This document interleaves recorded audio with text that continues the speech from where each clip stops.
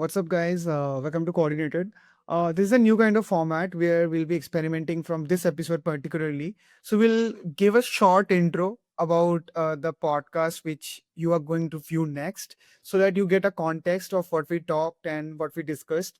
For this episode, we had Fuel and its founder, Nick. Nick is a OG. You all know he's building in Ethereum for the past 10 years. And Fuel is one of the first optimistic rollups with stage 2 level security which is launched in Ethereum. But yeah, recently you guys have seen that Fuel is not in the limelights anymore that much. That picked up my curiosity, like what went wrong, because Fuel is one of the best ecosystems out there with their own innovations with the FuelVM, the new Swell language, UTXO model, as well as the parallel processing. So as I mentioned, Nick is a OG, talked with him, asked him various questions, how we, came with the idea of Fuel, how the transition from the initial version of Fuel to the current version of Fuel came. And also, if you have seen recently, they have partnered with EigenDA. So as you all know, EigenDA provides you a throughput of 100 plus like TPS. And with the version 2, you can literally get to 50K plus TPS, like literally. So that, make them all the very obvious reason why they're choosing EigenDA to scale the rollup. We discussed about the background of Nick, how he came up idea with the Fuel, the transition from the V1 to the ignition. What went wrong with Fuel? That's, I think, many of you must be interested to know, and how they're using EigenDA. And what are the new exciting updates which are coming in the Fuel ecosystem that can sure revive the blockchain. It was nice to talk with Nick. I think you guys will have a fun time and good, geek out time out there. So I'll say just, wear your reading glasses, pull out that notebook and the pen paper and watch this episode. Yep. See you on the other end.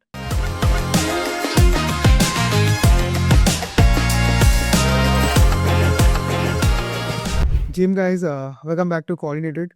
Today we have a project which is apparently the first optimistic roller been deployed in the Ethereum mainnet. They also achieved the first stage 2 status, and many few people know this, but this is what it is. The founder is a OG Ethereum builder who is tinkering in Ethereum for over a decade now. As you can see, we have Nick, CEO, founder, co-founder of Fuel Labs. Recently, they did a partnership with EigenDA. They are going to use EigenDA's high throughput data availability layer to make their rollup super fast. So that made me super curious to talk with Nick and know about the latest updates of Fuel. Hey Nick, welcome to the show. Thanks for doing this. Awesome. Yeah, nice to be here. Yeah, thanks for that. Awesome. I think the CT and overall crypto community knows, I think everything has been put out about you. But I just, if you can quickly, speed run through about about your background. Maybe you can start maybe a little bit before crypto, what exactly your roles used to be in a developer, product manager, or solution architect, whatever. And then how you vibed with the Ethereum ecosystem, and eventually what led to the foundation of Fuel from that. Yeah, for sure. So I would say that I started coding at like kind of a young age. So development for me started like I don't know, it's like 12 or something, trying to build video games, that kind of thing. I think it's a lot of people kind of start that way. I think just trying to build video games, like, playing video games isn't really enough for you. So then you want to kind of, construct your own. So I started with that. That grew into me building, just doing like a lot of, I would say like a lot of website work where it's like, the LAMP stack. This was like a long time ago, but like worked with that quite a bit, built some services, things like that. Then I found Ethereum and blockchain, particularly Bitcoin first. It just out of interest, I think, like started to get into it, especially like, I don't know, post 2008, I think both my dad and myself were more curious about, alternatives to the current financial system, and Bitcoin kept coming up. And initially I took a look at it very early, like I think 2010 or something like that. I just thought it was like a scam or something initially. I didn't really know what it was. And then, took another look later on, like a few years later, and then started to really get into it. So started to try to mine in my basement. So doing a lot of like mining, things like that, GPU mining, and then basically got a little sick of mining and wanted to really try to build something on Bitcoin. I'd heard there was some ideas and designs and things like that. So I tried to build something. I opened up the Bitcoin client to try to figure out, how I could build something on Bitcoin, basically. I saw the scripting language is pretty limited, or the scripting VM that they have. And then, wanted to try to do something with the op return. So I basically thought, okay, well, this can only do 40 bytes right now. So maybe we could expand that to like a megabyte or something like that. So went on the Bitcoin forum, posted that. And then basically the Bitcoin maxis like blew up at me. And I had no idea what was going on, because for me, it was just a practical problem of like, well, if we raise this, we can maybe build applications on Bitcoin, or like, at least post data to it or whatever. Like I could at least try to build something, right? And then basically on that forum thread, we saw sort of the next stage, which was some guy posting about Ethereum, and he was like, you should check that out. And then so I checked out Ethereum, started to work with it, and that was like amazing. I didn't really understand what it was at the time when I started with Ethereum. It took me many attempts to really get an understanding. Like it was only a bunch of like grainy videos of Vitalik in like a dark room, with some slides, just trying to like go over how it works. And it was pre mainnet, so nothing was working yet. And that's how I started with Ethereum. So I started to work with like Aleth 0 and like a very early version of Solidity, and started to build apps and things like that. And then became more active on the forum, and everyone was on the Ethereum forum at the time. I would say that was like one of the golden eras of Ethereum, was just people who were super curious on the Ethereum forum chatting about it, and that's it. No Reddit, no Twitter, no anything. It was just, at least for me, it was just Ethereum forum, and then from that point, Joe from Consensus sort of discovered me, and then, started to bring my projects that I was working on outside of Consensus into Consensus. And so I spent, 4 years sort of building out some of those projects, transitioning some of them, and then as well, like, wanting to build some infrastructure, some SDKs and things like that I needed that didn't really exist in the way that I wanted to see them. And then that gave me like a pretty good sense of how Ethereum worked a little more internally, I would say. So, started to work with Ethereum a lot more closely. And then after that, left Consensus, and they had done their first sort of reorg or whatever. And, the vibe had shifted a lot. So sort of time to get out of there. And then basically I left and spent a bit of time just building a bunch of different random ideas that I had on Ethereum. And then wanted to build a wallet on Ethereum. And that kind of led me down the rabbit hole of sort of rollups and scalability and these kinds of issues, just because Ethereum at the time, around like 2018, 2019, there was no options, for kind of secure scale. You either had to launch your own layer one and build up the security for it, or you had to do like, basically Plasma or something like that. But Plasma wasn't really a proven design. There's a lot of issues with it.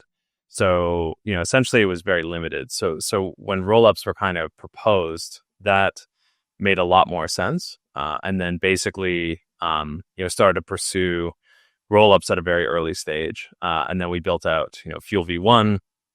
And, that was sort of the start of Fuel, basically, was building all that stuff out. Yeah. Mm. So, like if we start from the Fuel B1 journey, now it's on the hindsight, it is very easy to build a mental framework on thinking that way. Hey, like rollups are the immediate way to scale Ethereum. You kind of take the execution off chain, you kind of settle in the mainnet, in like whatever fraud proofs or ZK proofs. Like, what were the, since you were mentioning that you were the part of the forum and discussions were going on, was this off-chain execution and on-chain settlement were like discussions you had in the forum, or as just like you mentioned, you discovered it from like your own research, and how the thought process of rollups came in back in 2018, 19 when you were building the first version of Fuel? Yeah, so I mean, on the forum died down, I think, long before rollups. So the forum was really, I think, how Ethereum sort of started. But eventually, Ethereum moved to Reddit and then moved to Twitter. So by 2018, 2019, it was mostly Twitter, where you were getting some kind of information or signal or whatever, which is really a shame, actually, because the forum was the best venue. Like, it was the most tailored, it was the most research oriented. I think we're starting to see maybe certain Telegram groups and stuff that are private pop up was like a little more research focused, but we kind of lost our way. I think with Reddit and Twitter, it just kind of went all over the place. And then Farcaster, no one really wants to use Farcaster because it's only like Ethereum researching stuff, which kind of like mentally sort of sucks. It's like you want something else. So I think no, but by the time rollups came around, it was more just like Twitter and that kind of thing. But basically, yeah, on the rollup side. I think as we started, with Fuel, the main things that kind of came up were, and this is kind of touching on, I think, just the construction of the system itself, that you could offshore execution. And Vitalik made a really good post about this, specifically about rollups and kind of the ideas there, which is just that you can offshore execution to somewhere else, but you post sort of all of the state diffs, or you post all of the traces to Ethereum, right? And so in that sense, if you can do that well, Ethereum call data at the time was very cheap in comparison to state or execution. So basically posting that over to Ethereum was the way that you could do it, and then you could kind of settle back down to Ethereum over a bridge. So that was the core sort of initial design. And I think, the Vitalik post and everything's pretty instrumental in all of that.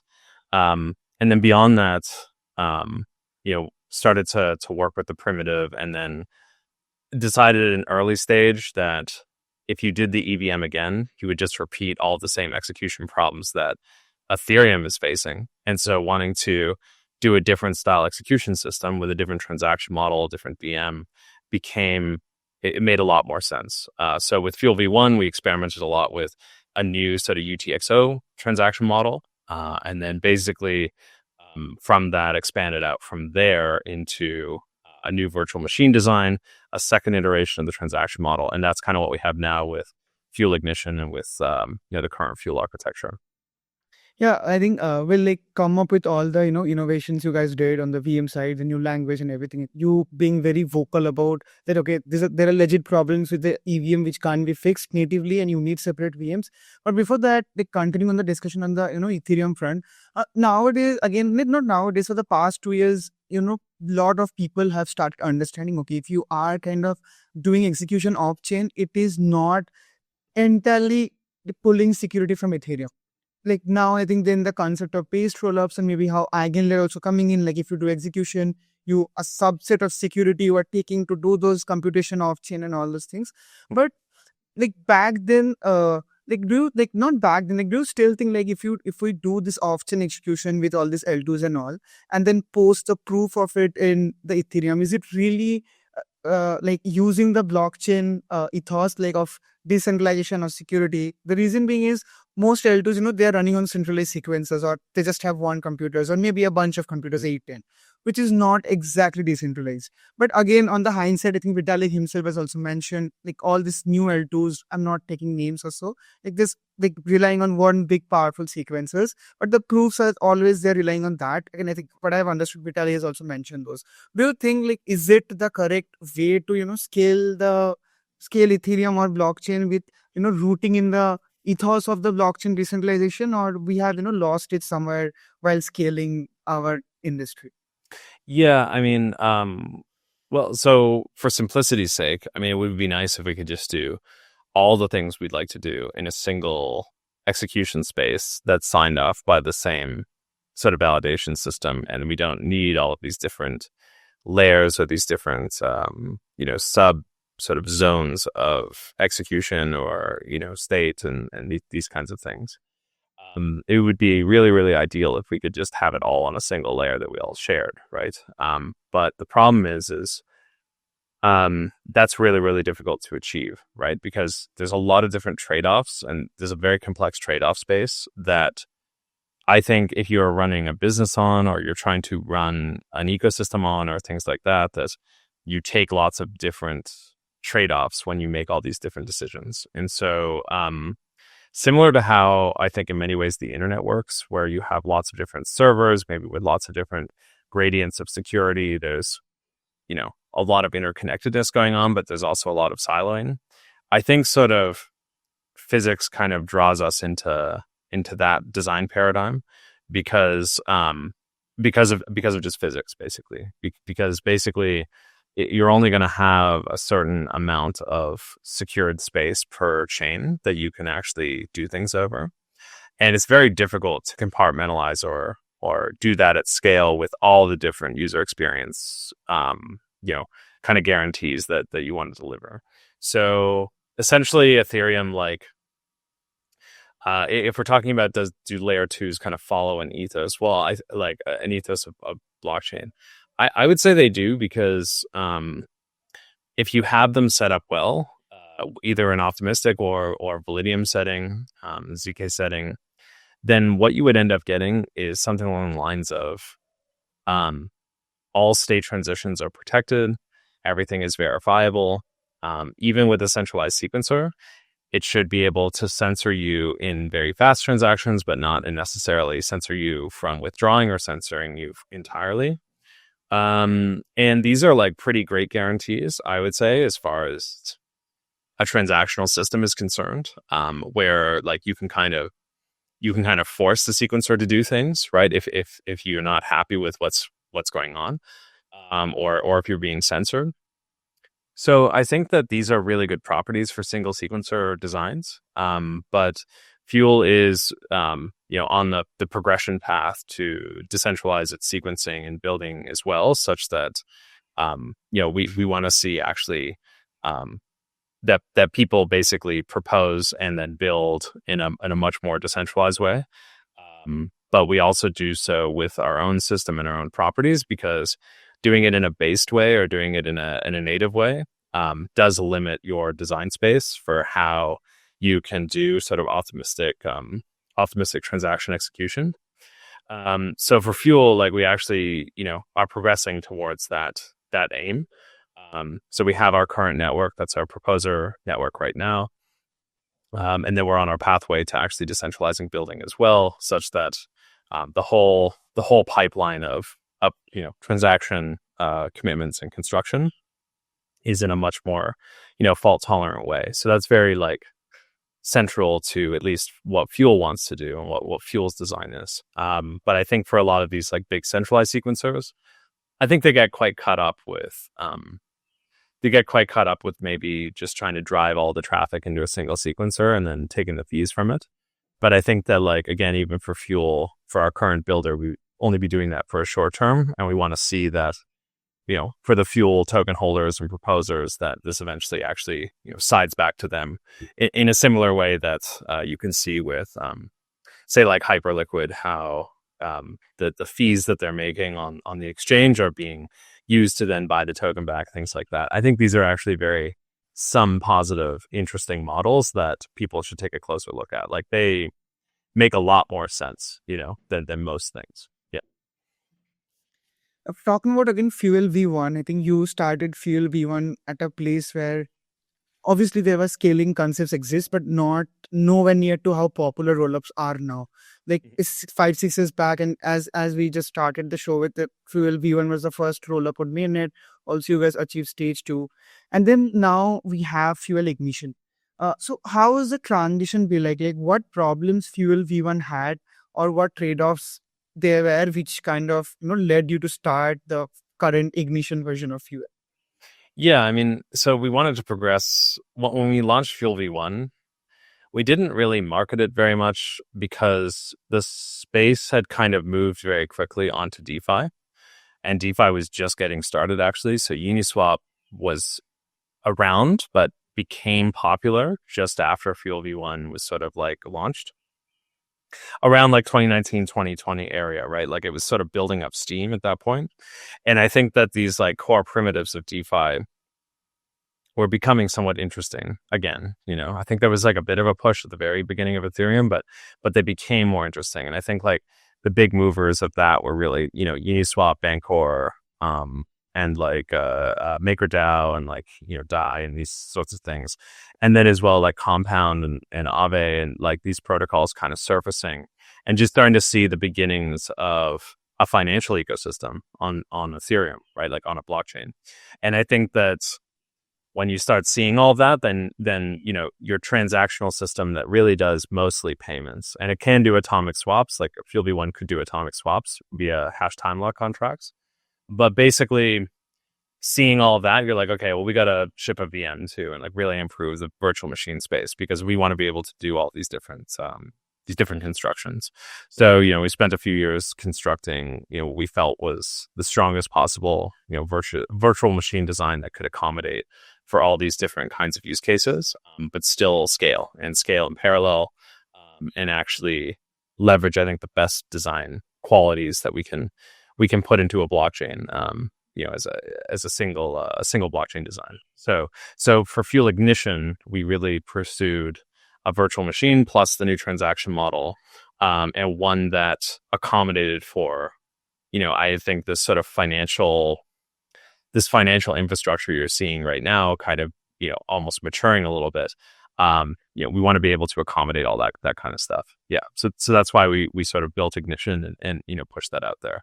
And again, I think with these kinds of things, it's a new architecture. So, you get nothing for free from Ethereum with the new architecture. So everything we have to build ourselves, we have to roll up our sleeves a lot just to get things moving. However, there's not that many financial primitives in DeFi. So once we actually have all of them, there's not going to be many reasons left to why you wouldn't want to use Fuel versus the EVM, in my view.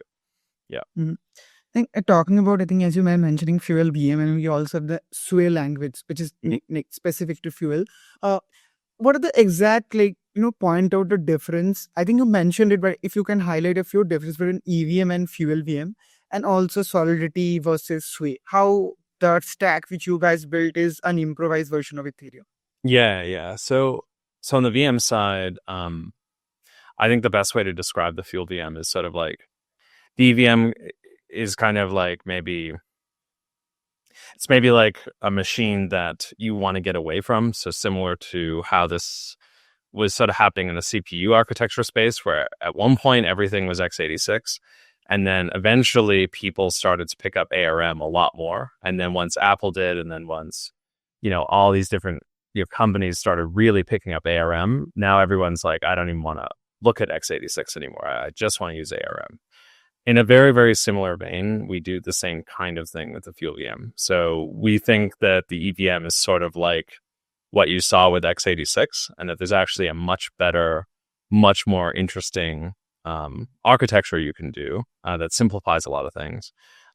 That would be the Fuel virtual machine, the FuelVM.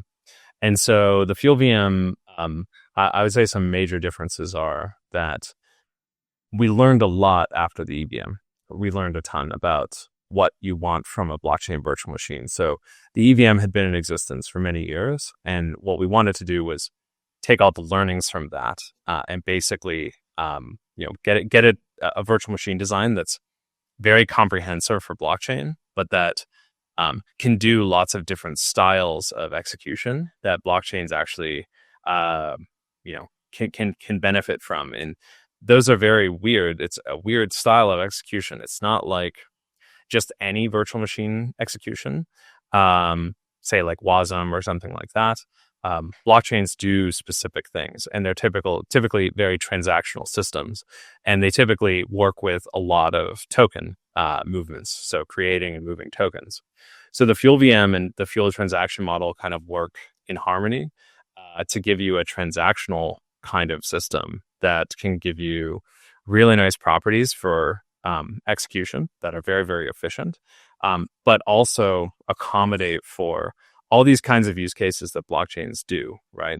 And those use cases being, the creation and movement of tokens, obviously, the management, all this stuff related to tokens. So our transaction model has native assets, and then the VM itself has a bunch of custom operations to work with assets, mint them, create them, burn them, etc.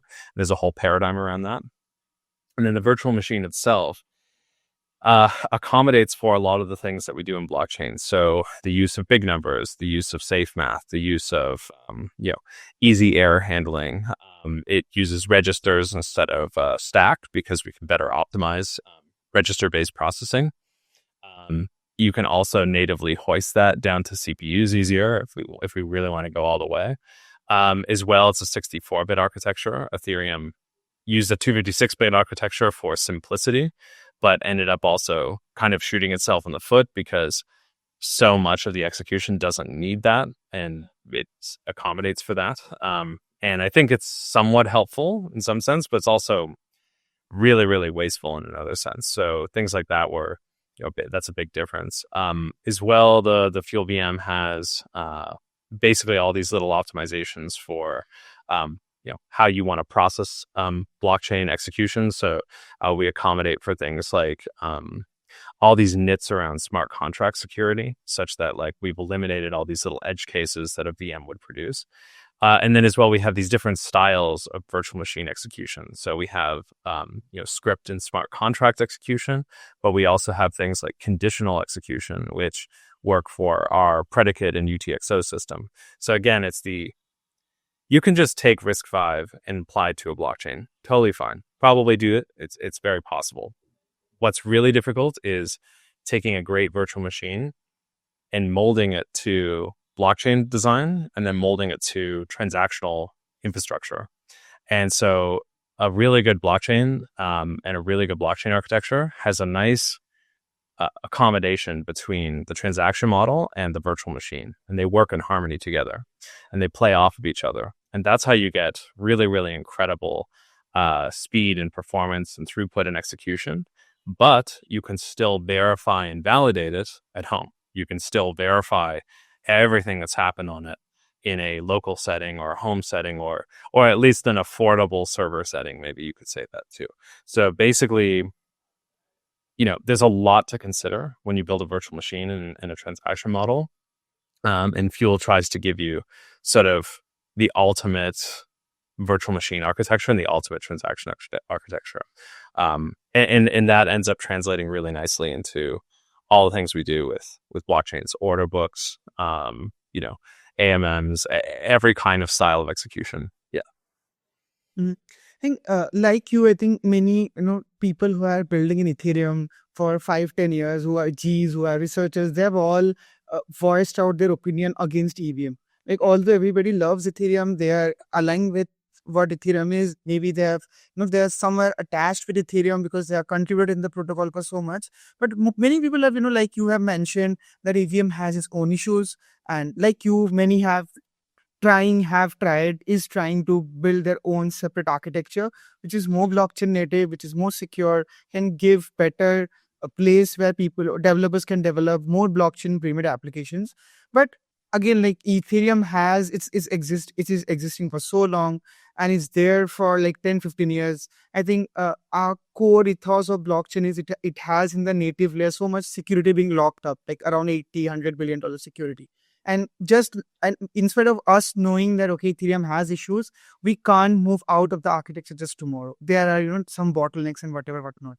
And again, with new kind of VMs, you need to master new languages. Although I think most are kind of, some has transpilers to Solidity, some are Rust-like. I think Sway is one of them. But again, in a crypto where developers and quality engineers are scarce, for them to understand and master new languages, it's a little bottleneck for them. So my I just want to know your thought that how EVM and this new generation virtual machines and architectures are kind of will coexist, and how the evolution is looking like. Because as the EVM has solidified this position, it's a little bit easier to build on, more developer talks, more community. But protocols or new architectures like FuelVM are better for sure, but again they have their own challenges. So how are you thinking how the bridge is and how the future will be looking like? Yeah, for sure. So what I would say is you're totally right that there's some massive first mover advantage to the EVM in terms of how it's kind of transpired, and then as well it's just you have the weight of the ecosystem building around it that is quite heavy. So so there's always going to be, this kind of EVM machine around.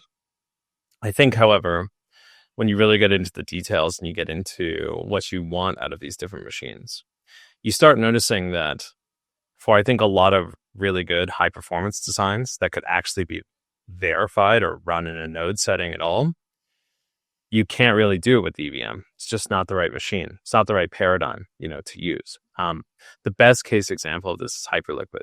So if the EVM was the right choice to build a high performance order book, then Hyperliquid probably would have used it, but they didn't.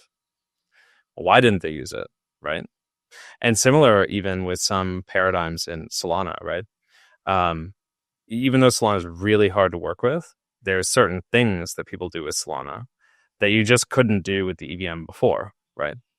And now you can, of course, jam an order book into a smart contract, run everything super hot, a super hot node, and then try to make it work. You can do that. You can always do that. But there's some ugliness to that. It's like trying to build things with it's like trying to build a high performance design with PHP, it's kind of like PHP for a long time was an immovable machine. You couldn't imagine the internet without PHP.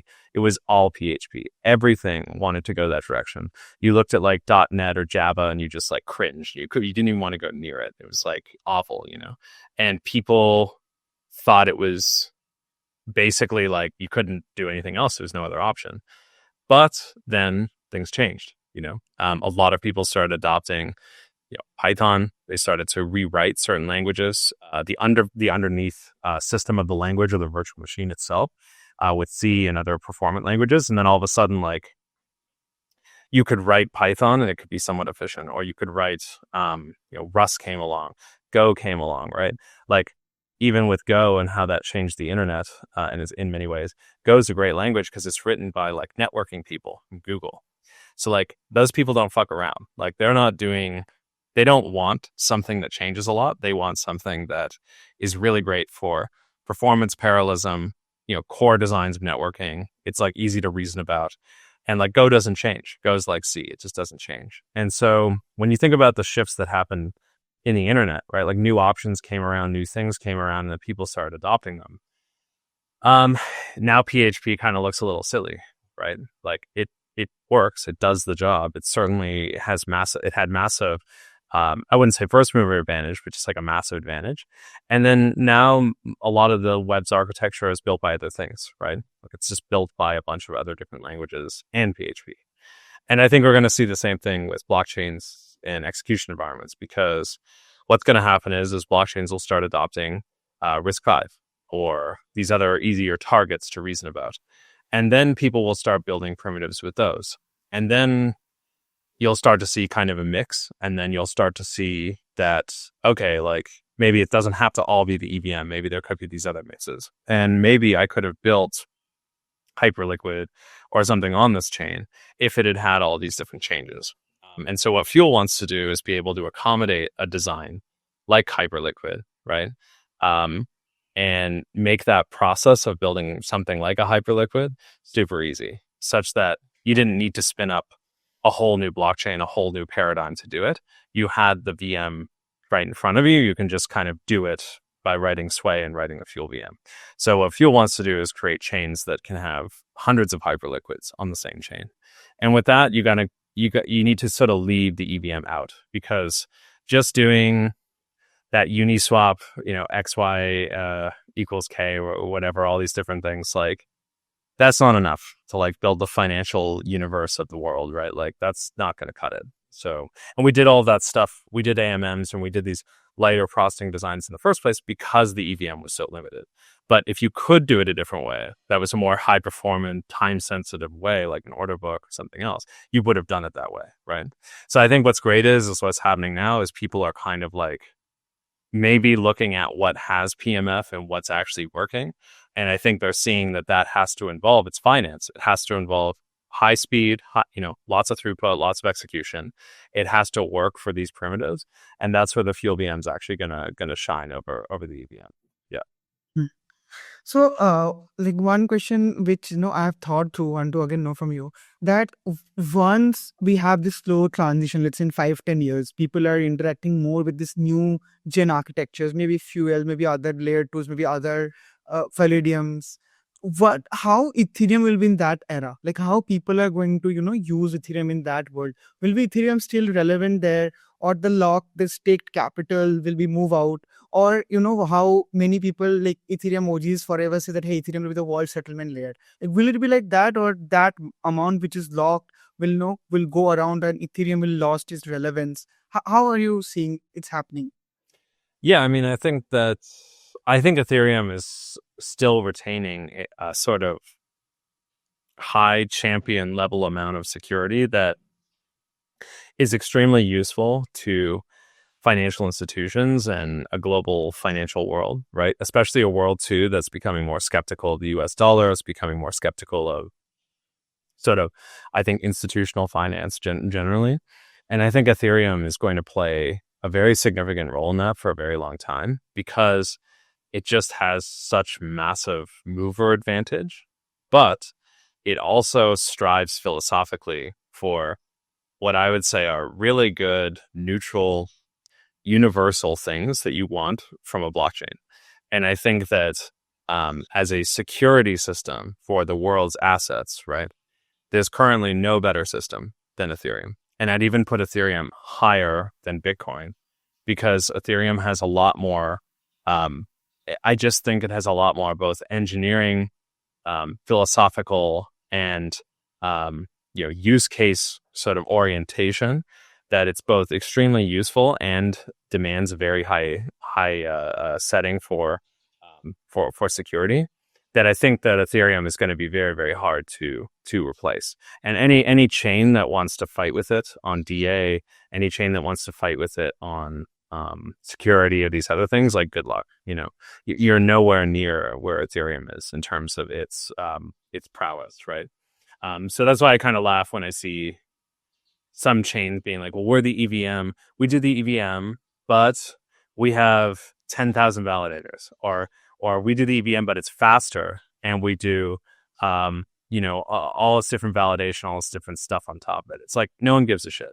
Like that's not enough, right? To go and really compete with Ethereum on their level.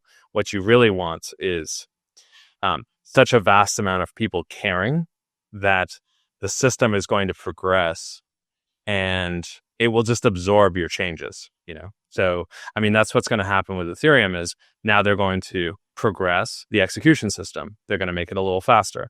They're going to, expand DA. They're going to make it a little bigger.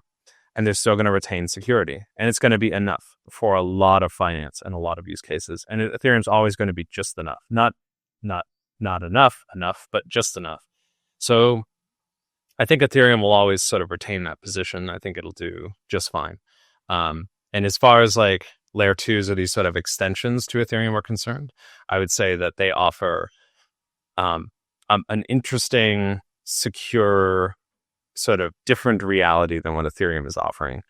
And they can act as these sort of extensions to Ethereum where you can kind of go down different verticals and sort of try things. But all EVM systems will go to, soft conf, high latency, very fast feeling, whatever. Like you'll see all of that happen, but they will not have improved, most likely, most of the key aspects of execution. And thus, the compromise will just be that those layer twos just won't be as secure as Ethereum itself, and you'll always have that kind of trade-off, basically. Yeah. So I think we yapped a lot about Ethereum. We'll want to come back a little to Fuel, especially Fuel Ignition. Recently, you guys announced a partnership with EigenDA, which is promising to reach 150K plus TPS on mainnet. This how things are going around that? Like what's the current the current speed at mainnet at Fuel Ignition, and like how are you trying to achieve it? And parallel to that, I want to know, like, there are other DA solutions which are also available, like maybe Celestia, maybe Avail. Those are also doing pretty good in their own way. What made you guys choose EigenDA over them, and like how fast you think it can go up the transaction speed with EigenDA integration? Yeah. So, um, Yeah, so EigenLayer is really about, I think, Fuel's main rollup, trying to expand DA so that we can get a lot more throughput. And the reason why we want to get a lot more throughput is because we want to be able to experiment with a different vertical of use cases that don't really exist now in the current space. And I think we kind of saw that when we launched Fuel Ignition. It wasn't really differentiated enough on the user experience side yet for it to be standout. And I think that this is something that we wanted to improve pretty heavily. So we wanted to drop the latency down. So we shipped real-time soft comps. So now the latency is very, very good. And that's great for high performance finance. It's great for a lot of things. Then secondly, we wanted to expand the DA layer because right now we're very constrained by Ethereum's DA layer. And it just means that the kinds of use cases you'd end up seeing on the chain would end up being somewhat constrained by that DA system. And so we wanted to expand out to a DA system that would give us a lot more headroom for doing all the different kinds of use cases that we can do with Fuel. And so that's, the product reasons are sort of dictating that we should go that direction.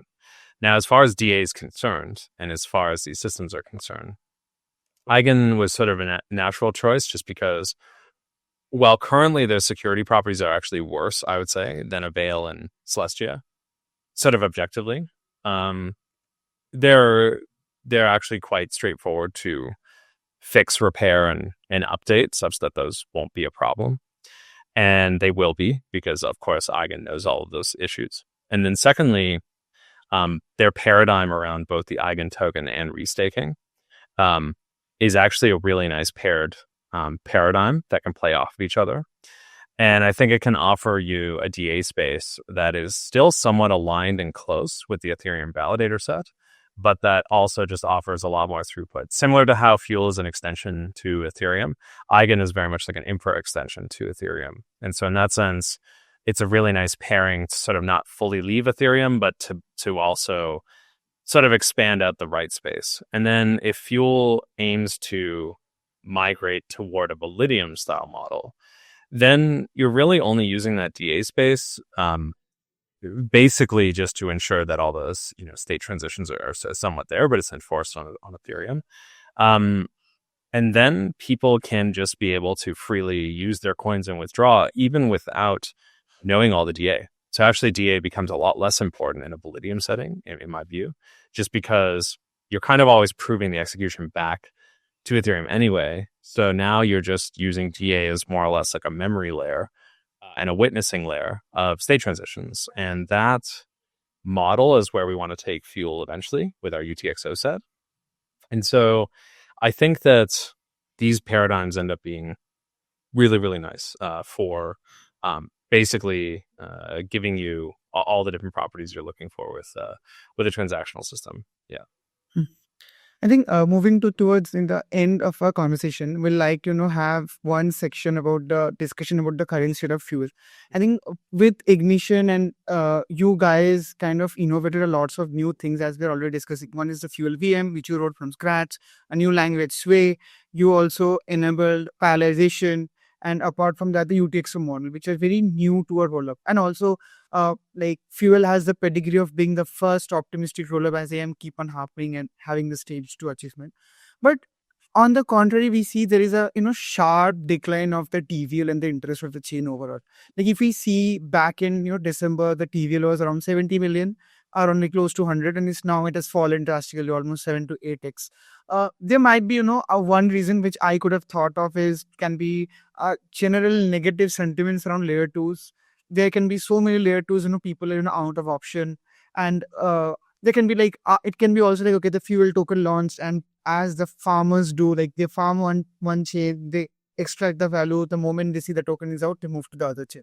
But these are my thought. I think I've wrote a tweet also last week when I was thinking what went wrong, because tech-wise it's there. It's differentiated. You guys are aiming for that fast 150k TPS, and there are many new things which are happening. And you are, you people trust you because you are building for so long. You have that pedigree with the chain. But what do you think? What went wrong with the Fuel Ignition thing, and how you guys are thinking to fix it up and move forward? Yeah. So basically with Fuel Ignition, it was such a huge effort to just get it all running. Like, I mean, to be quite honest, we were happy to have the projects we had in the ecosystem we had when we launched, but there's a lot of missing gaps and a lot of holes in the ecosystem, and I think how we were approaching the ecosystem as well. We also had a lot of projects that they were hoping we would ship maybe a year earlier, so they had to kind of last out an additional year of pressure, basically. And the projects that ended up doing a lot better were ones that kind of started a little later, closer to when we launched. And they just had an easier time managing everything because they didn't spend maybe a year sort of waiting on delivery. So basically, we had a lot of like ecosystem issues, you could say. And I think some key things were like not having, say, concentrated liquidity shipped, or not having the right kind of loops, or not having like staked fuel on day zero. Like these kinds of little things end up sort of hampering the interconnectivity of the DeFi ecosystem. And then as well, bridging was difficult because a lot of major bridges want an enormous amount of money, and it's like, as much as you could pay that and just try to get them on board, it's just not worth it. Like they're just doing multi-sig wrapped asset bridges or whatever. It's like ridiculous, right? And they like extort you. So I'm not going to name any names, but it's a pretty bad situation for bridging. So, eventually we kind of had some better options come up, and we're also designing some options there. So these kinds of things ended up hampering maybe the flow of liquidity and stuff like that. So once the points programs and stuff were over, drops were done, you see like a pretty sharp decline in sort of the usage, just because you can't have some of the normal DeFi loops that you see with other ecosystems. And then as well, you're seeing sort of the bridging constraints, right? So this, in combination with a few UX hurdles, I think ended up sort of strangling our ecosystem a little bit. So we have a new initiative to kind of deal with all of that and sort of relaunch the ecosystem without these strangulation points, called like Ecosystem 2.0. And that's really about taking all the best teams and primitives that we have, ensuring that they're refocused. We ensure that all their strategy, everything that they're trying to pull off, actually makes sense, sort of the grand scheme of things. So better coordination, that we alleviate things like, the transaction speed, so you get a really nice real-time confirmation, things like bridging, so that, the flow of liquidity and capital can move around nicely. Universal wrapped assets will play a role in that, expanding throughput, and then as well, trying to offer our sort of exchange engine called O2. And that's going to also provide some really nice order book functionality, such that, again, as I was saying before, you can kind of build those hyper liquids, and ship that sort of stuff. And that'll come with a core DEX that should hopefully anchor and sort of ground the ecosystem. So with all of these changes, you're going to start to see, I think, a much healthier sort of ecosystem that's kind of relaunched, rebranded, refreshed, and that can actually have really nice interplay and scale. And then on top of that, we want to welcome a bunch of new builders and new founders. So we're going to be doing an initiative called Fuel Forge. And that's going to be like a super intense 3-week in-person meet where we kind of get together, teach them everything we know about blockchain, about Sway, about Fuel everything, work on product, super intense. And then as well do, some pitching at the end, whether it's BCs or just angel capital, things like that, and kind of give the ecosystem like a second wind in terms of a new founder base, and not just do that with online hackathons and stuff. Because I think we all know at this point, like, all that's gamed, all that stuff doesn't work. Like, I mean, you're going to get like the same 40, 50 people doing all the same hackathons, just mining them for grants, mining them for whatever. And if you want to get past that, you've got to do the application process. You've got to do that in-person activation, bigger commitments, bigger financial commitments. And then you start to kind of get down to maybe some really good teams and founders that we want to build with, for the next few years, right? So that's kind of the next initiative that we want to do. So all these things are kind of to accelerate and push out the Fuel ecosystem. And I wouldn't obsess so much about TVL. We obsess a lot more about on-chain volume, and as well, like, basically just on-chain volume. I actually think that's the metric you want to look for. If you're not doing volume, then you probably don't have users, then you probably don't have TVL, then you probably don't have anything, right? So you don't even need to look at TVL or users. You just need to look at how much real volume are people paying for on the chain, right? Trading, doing all these different activities. And TVL usually is a follower of that, I would say. It's encompassed in that. So that's how we kind of think about it. Mm. Awesome. I think thanks, Nick, like for like doing this. Like looking forward to what Fuel will be up to in the coming few months, as you mentioned, like be the tech update, simplifying the UX, having some ecosystem programs where founders can build and ship stuff within Fuel. We'll look forward to chat you again in coming 2 quarters, and yep, all the best for all the future endeavors. Awesome. Yeah, likewise. And yeah, thanks so much.